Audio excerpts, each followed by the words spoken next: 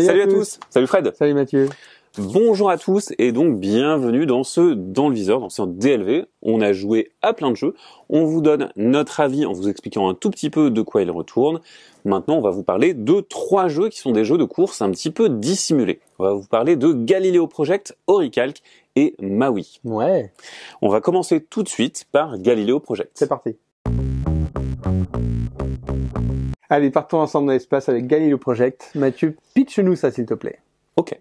Alors Galileo Project, c'est un jeu dans lequel on va terraformer des planètes grâce à des robots. Mais pour avoir des robots, il faut avoir de l'influence, soit sur la Terre, soit sur Mars. Et c'est représenté par une piste d'influence qui va pouvoir changer au cours de la partie.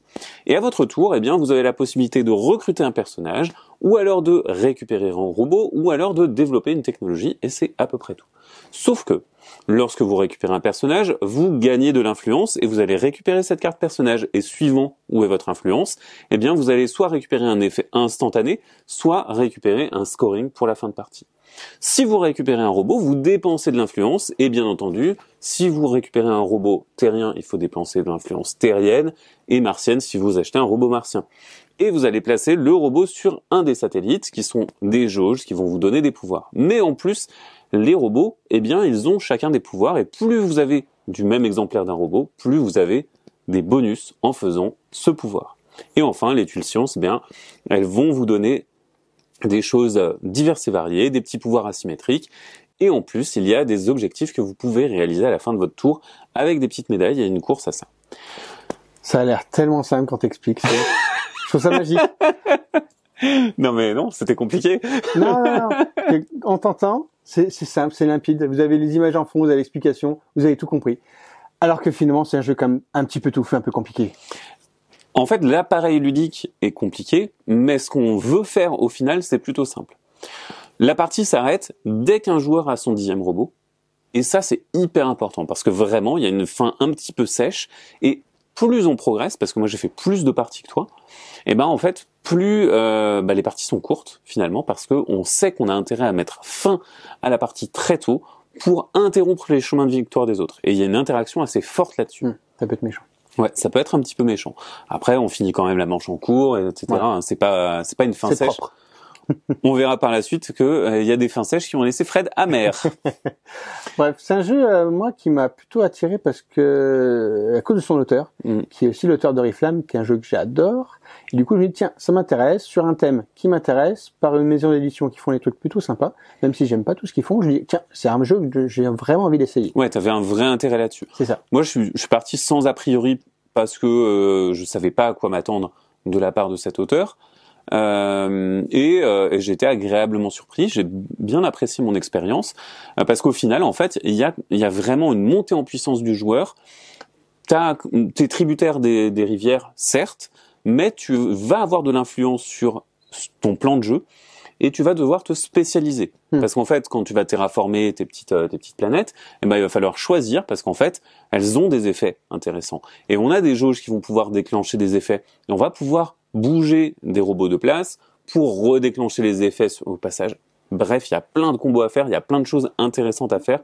C'est un jeu qui sait récompenser les joueurs. Ouais, mais là tu parles déjà d'une expérience de joueur chevronné, parce que moi en tant que joueur débutant sur ce jeu, j'ai un peu pataugé, parce que clairement les règles, elles sont quand même assez charnues, il y a pas mal de choses auxquelles il faut penser, l'ergonomie qui te renvoie à ci ou à ça, les effets, les combos, c'est pas toujours évident, et j'ai eu du mal un peu à rentrer dedans. J'ai eu besoin de pas mal de tours à vraiment comprendre ce système de jauge, l'effet de prendre les cartes pour leur effet, pour leur scoring, les cartes à gauche, les cartes à droite, bref, il y a quand même pas mal de choses, il faut vraiment arriver à les assimiler, et une fois que tu as compris un petit peu comment ça marchait, en fait, tu as envie de tout faire. Clairement, tu as 4 planètes, tu as envie de toutes les scorer comme un bon gros débutant, et c'est à la fin que tu te rends compte que finalement, il aurait peut-être fallu en éliminer une. Ou deux. En fait, comme je disais, ces planètes, ces satellites, en fait, c'est vraiment des axes de jeu. Parce que ça donne des pouvoirs vraiment différents, mais aussi des façons de marquer très très très différentes. Et t'as intérêt de les regarder, et de toute façon, bon, tu vas pas avoir les robots que tu veux exactement, mais tu peux bricoler en fait tes robots, tu peux les envoyer à un endroit, les envoyer à un autre, peut-être placer, choisir à des projets personnels et placer ton projet personnel à un endroit. Et tu crées beaucoup de choses dans ce jeu. Et ce que j'ai trouvé de véritablement intéressant, c'est comment le jeu arrive à faire en sorte que les joueurs soient les héros du jeu, soient récompensés dans ce qu'ils font. On a les tuiles scientifiques là, qui sont une vraie montée en puissance agréable, en disant ok, je prends du temps pour aller chercher, mais le boost que ça me fait en liberté d'action, il est vraiment super agréable. Et après tu joues tout le long avec la montée sur des jauges, je monte, je descends, j'essaie d'optimiser mes coups, je récupère au bon moment le personnage qui m'intéresse pour son scoring, ou bien je vais chercher le robot que j'attends depuis longtemps parce que la rivière elle arrive du mal à s'écouler suivant ce que font les autres joueurs. C'est le mélange entre tactique, stratégie et opportuniste qui est quand même très bien calibré. Ouais, c'est très bien calibré, c'est pas très très long au final. On est sur 1 heure de partie. C'est 1 heure de partie, une grosse heure sur la première partie et après ça descend en fait. Vraiment, je pense que moi si je rejoue avec des joueurs qui ont déjà joué, ça va faire 40-45 minutes. Ça va être des minutes denses, mais ça va aller, ça va tirer vers ce genre de durée-là. Maintenant, j'étais un petit peu gêné par le thème parce que je l'ai pas beaucoup ressenti et je me suis même laissé dire que certains éléments avaient été rajoutés pour rajouter du matériel. Typiquement, il y a un casino qui fait partie de l'univers du jeu. C'est juste pour rajouter des jetons de poker. Ouais, et ça, moi, ça m'a vraiment dérangé parce que ces jetons de poker, il y en a 15-20 dans le jeu, qui sont lourds, qui sont épais. Eh bien, on n'en a pas besoin pour ce jeu-là. On pourrait très bien avoir des petits tokens, ils feront le même effet. Autant un jeu comme Splendor, t'as des jetons de poker, c'est plaisant parce que tu joues tout le temps avec, tu les manipules. Ceux-ci, tu les cumules, t'en as 1, 2, 3, et tu les laisses sur ton plateau, c'est pas avec ça que tu joues toute ta partie. Donc finalement, ça aurait pu être très bien être autre chose, baisser le prix du jeu peut-être de 10 balles, et ça aurait été aussi satisfaisant comme expérience, à mon propre goût en tout cas. Après, je vais pas dire que ça m'a incommodé non plus, mais c'est du surplus. C'est du surplus.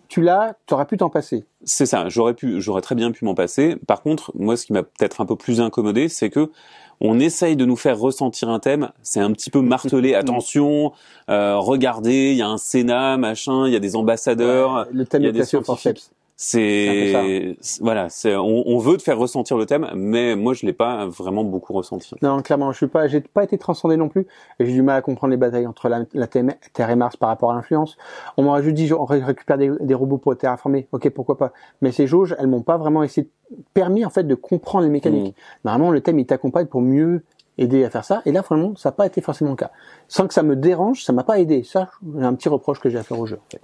C'est un peu dommage, mais en fait c'est complètement accessoire quand on joue, parce qu'en fait le plaisir de jeu il est pas tellement dans le thème, il est pas dans l'histoire que ça raconte, il est dans qu'est-ce qu'on fait et qu'est-ce que c'est bien. C'est ça, vraiment, la satisfaction des petits combos, la montée en puissance qu'on a fait à mesure avec les robots, plus on les récupère, plus ils vont faire des actions fortes. Et donc, plus on prend de plaisir à faire des actions importantes au fur et à mesure de la partie. Et c'est ça qui font tout le sel et la saveur de ce jeu, finalement. Oui, et puis, en fait, les choix, les sacrifices qu'on fait. Je trouve que c'est intéressant de se dire que on pourra pas tout faire comme tu le soulignais.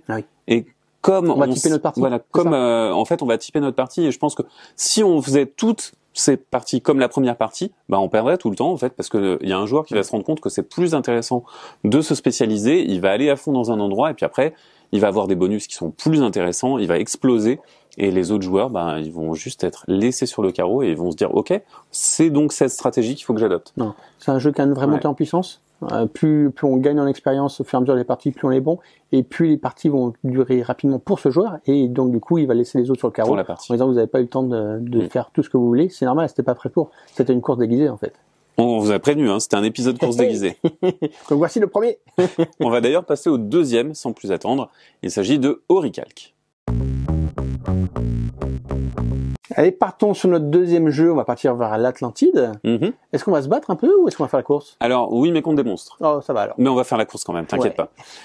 Donc ici, on va vous parler d'Orichalque. Alors, Orichalque, c'est un jeu dans lequel vous incarnez des peuplades atlantes. L'Atlantide va couler, on le sait très bien. Et du coup, les Atlantes, ils vont commencer un exode. Ils vont aller coloniser des îles avoisinantes et ils vont essayer d'y établir leur civilisation. Pour être sacré roi de la nouvelle Atlantide, il faudra avoir des points de victoire au nombre de 5. Et en fait, c'est une course à 5 points de victoire, tout simplement.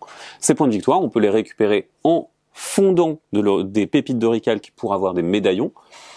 Un médaillon vaut un point de victoire. En fondant des temples, pour fonder un temple, il faut avoir 4 terrains différents sur lesquels vous allez placer votre temple. Pareil, ça vous fait un point. Ou encore, s'attirer la faveur de Titan en ayant des terrains qui sont les mêmes. Et dans ce cas-là, vous récupérez une tuile de Titan qui vaut 1 point. Et donc, on va tout simplement jouer tour à tour en récupérant une combinaison d'actions et de tuiles terrain. On va placer sa tuile terrain, on peut bénéficier de l'action, on peut même acheter une action supplémentaire en dépensant des ressources. Et ces actions, il y en a 4. Combattre les monstres qui sont sur notre île à l'aide d'hoplites et en jetant des dés. On va pouvoir construire. Construire, ça nous permet de fondre les médaillons d'Orical, de construire des bâtiments, y compris des temples, sur notre terrain. Ou encore produire de l'Orical, qui est produire des hoplites en fonction des casernes et des mines qu'on a. C'est presque tout. Et Fred, qu'est-ce que tu en as pensé?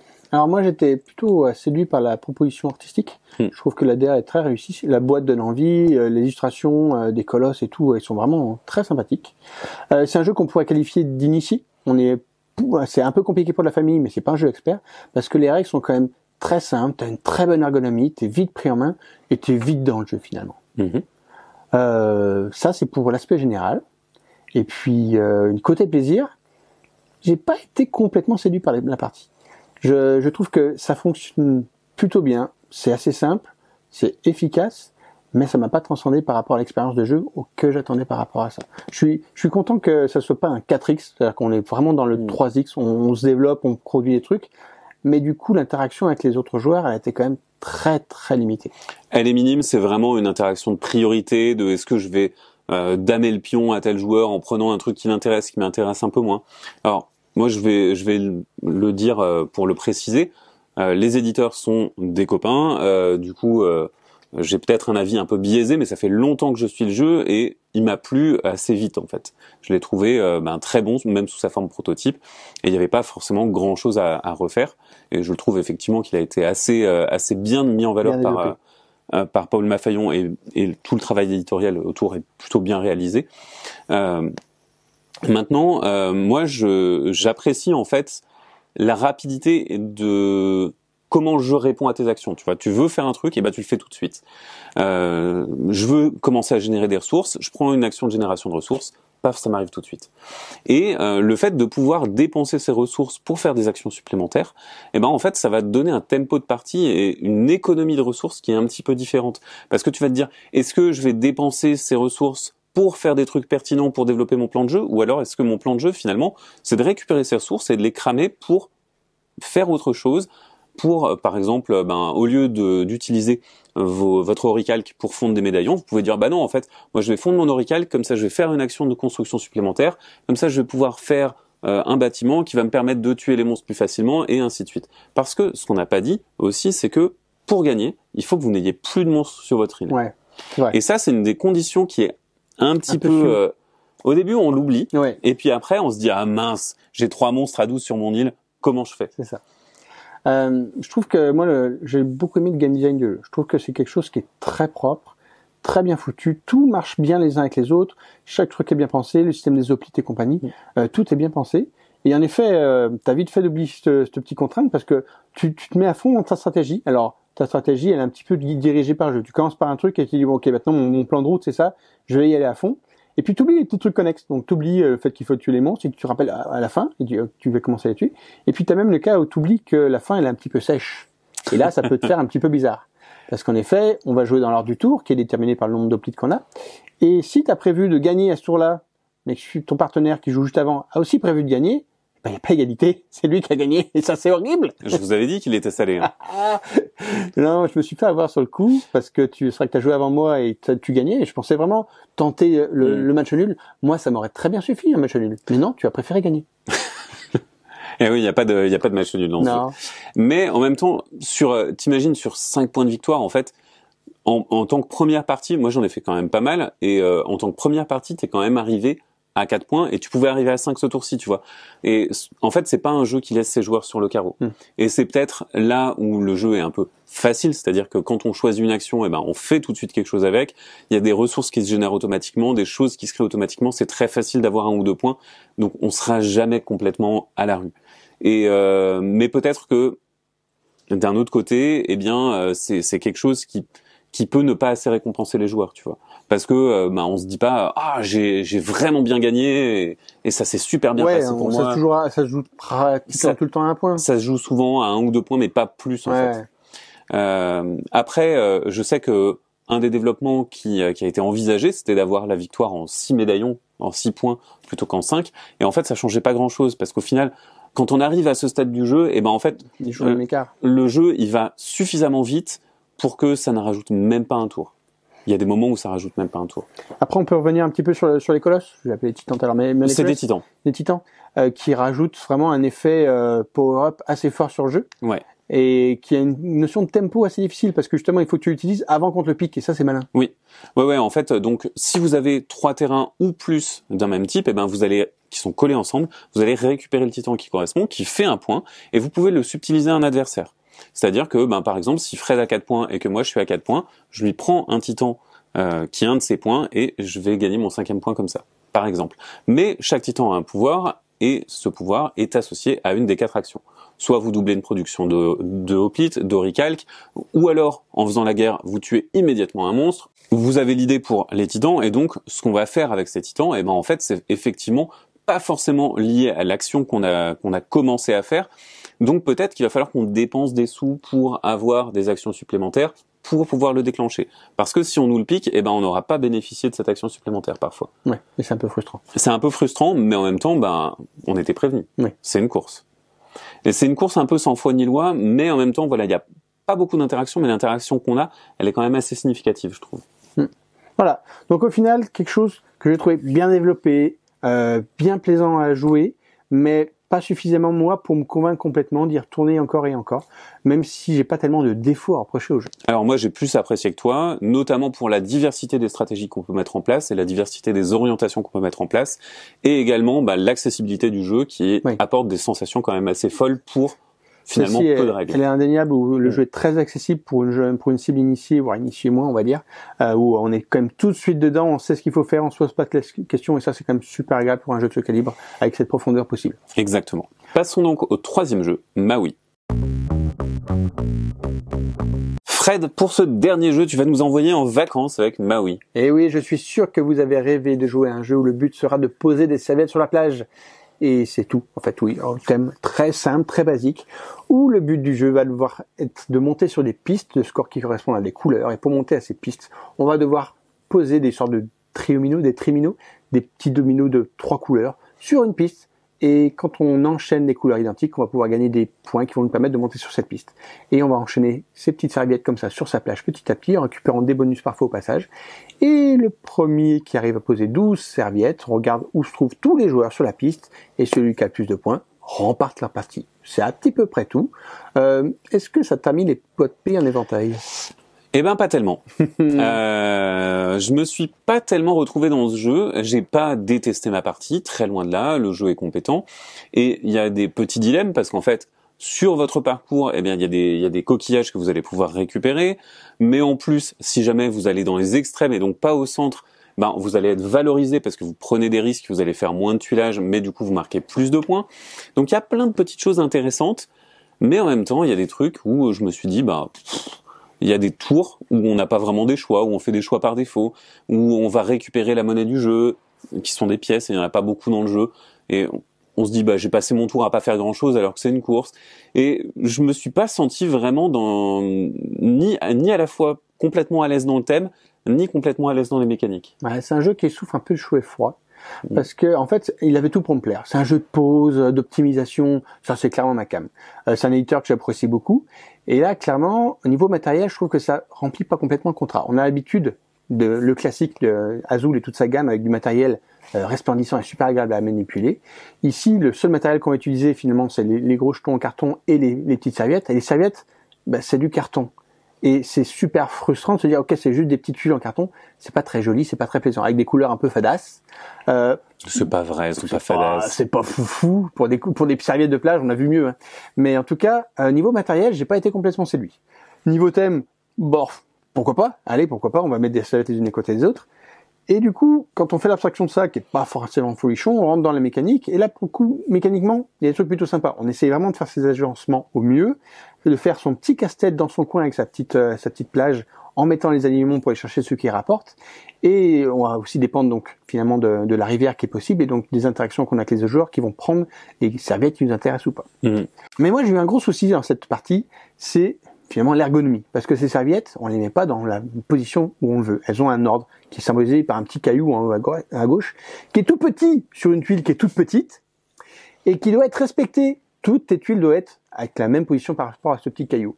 Et si, autour de la table, toutes tes tuiles sont dans un sens et la rivière avec les serviettes, elle est dans l'autre sens, tu vois tout à l'envers et c'est insupportable. Moi, j'étais dans la bonne position, tout allait bien pour moi. Et ouais, on a fait une partie avec 2 joueurs qui étaient dans le bon sens et moi dans l'autre sens. Et chaque fois que tu vois une serviette qui a 3 couleurs différentes, il faut que tu te projettes, ok, cette serviette va être dans l'ordre inverse par rapport à mes tuiles, est-ce que ça va positionner? Ah non, hein, ça va plus marcher, donc c'est pas celle-ci qu'il me faut. Je vais regarder une des 6 autres, on a beaucoup de choix à chaque fois, c'est beaucoup trop compliqué, c'est relou, alors qu'on voudrait juste pouvoir mettre des serviettes dans la position où l'on veut, parce que finalement, c'est assez difficile d'avoir 1 ou 2 couleurs maximum qui marchent. Le fait de pouvoir pivoter la serviette, ça aurait été quand même super satisfaisant. Oui, effectivement. Après, donc moi j'ai pas eu ce problème, mais j'entends vraiment ce problème-là pour toi. Moi, ce qui m'a peut-être plus gêné, c'est que au fond, les dilemmes étaient pas assez forts, et je me suis cette avancée linéaire, elle m'a pas suffisamment séduit. Je me suis jamais dit, là, il y a vraiment le meilleur coup. Là, je vais vraiment faire un coup de génie. Et c'est de la micro-pause et de la micro-optimisation. Ouais. Et moi, j'ai un petit peu plus envie de choses qui explosent, ou c'est probablement lié au profil de joueur que je suis plus que juste au jeu lui-même. Hein. Ouais, t'aimes les trucs qui explosent. Et là, clairement, un bon coup, c'est que tu montes de 3 au lieu de 2 sur la piste. Ouais. C'est pas folichon, clairement. Même si les effets de piste font que plus ça va, plus tu gagnes beaucoup de points. Il y a des seuils, il y a des seuils à passer. En fait, faut bien regarder ces pistes parce que pour le coup, elles sont intéressantes, elles sont bien designées, et en plus, il y a très peu de bonus de prime au premier, mais il y en a. Et en fait, on se dit, ah ouais, non mais attends, cette serviette, elle est pas hyper intéressante, mais elle permet d'avoir tel bonus qui permet de faire ci, de faire ça. Et du coup, pourquoi pas en fait, ces pistes, elles sont bien designées, mais je les trouve pas au service de quelque chose d'aussi intéressant que ça. Là où moi, contrairement à toi, j'ai plutôt apprécié les dilemmes parce que j'ai trouvé intéressant d'avoir à choisir entre prendre les extrémités de la plage et marquer peut-être des x2, x3 quand tu arrives à être bien sur le bord sans aller mouiller ta serviette quand tu es trop sur le bord, et ça c'est plutôt intéressant. Et ça, tu as envie de le faire tout le temps pour bien monter sur la piste, mais tu es aussi titillé par le fait d'aller chercher les bonus qui sont disséminés sur la plage, qui sont bien moches en zigzag comme ça, comme t'es sûr de pas les avoir tous, mais tu as envie de les avoir quand même, et tu es tout le temps titillé, est-ce que je descends pour aller chercher les bonus ou est-ce que je reste sur le haut de ma plage? Et ça, j'ai trouvé que c'était des challenges qui étaient plutôt intéressants par rapport à la proposition du jeu. Ok. Bah, écoute, soyons d'accord de ne pas être d'accord. Voilà. C'était pas monstrueux, c'était pas des effets combos, je suis d'accord, mais j'ai apprécié ce petit choix avec les jetons qui a été proposé. Après, l'expérience, voilà, elle reste plutôt simple, plutôt pas non plus monstrueuse, avec voilà, un matériel bof, un thème bof, une expérience de jeu qui est, suivant les joueurs, plus ou moins intéressante. On n'est pas tous rentrés de la partie de la même manière. Je dirais pas que le thème est bof. Moi, je me suis dit cool, on va jouer un truc paradisiaque. Cool, tu vas poser des serviettes. On va poser on va se poser les fesses sur sa serviette et on va griller un petit peu au soleil pour attraper un petit peu de soleil dans une soirée d'hiver ou d'automne. J'étais plutôt content, mais en fait, ça n'a pas marché, c'était pas très magique. Non, tu vis pas tellement la pause. Non, tu vis pas le thème et il est pas là. Non. C'est pas très grave, hein, mais dans Azul, on sent pas le mortier du carrelage. Hein. On est d'accord, mais le matériel fait que tu oublies ce petit côté thème qui ne sert à rien. Où là, ni le matériel ni le thème ne te permettent de passer au-dessus en disant, ok, j'ai eu vraiment une chouette expérience grâce à ça. Là, c'était pas forcément le cas. Donc, est-ce que le mécanique vous suffira vous ou pas sur le plaisir que peut apporter le jeu? Nous, clairement, pas complètement. Et donc, du coup, on n'a pas été complètement séduit par Maui, en tout cas sur ces parties découvertes. Exactement. Donc, voilà pour notre avis mitigé sur Maui, un peu plus positif pour Fred que pour moi. Et pour notre DLV, donc, on vous aura donné notre avis sur ces 3 jeux, sur Oricalc, Maui et également Galileo Project. N'hésitez pas à nous donner votre propre avis. Nous, on lit vos avis et on vous répond d'ailleurs souvent. N'hésitez pas à partager la vidéo si vous l'avez bien aimé, à mettre un petit pouce également. Et si vous voulez plus d'avis ou plus de news sur le monde du jeu de société, il y a le reste de la chaîne ludovox.fr, mais également le site web ludovox.fr avec pas mal de contenu pour vous. Maintenant, à vous de jouer et à bientôt.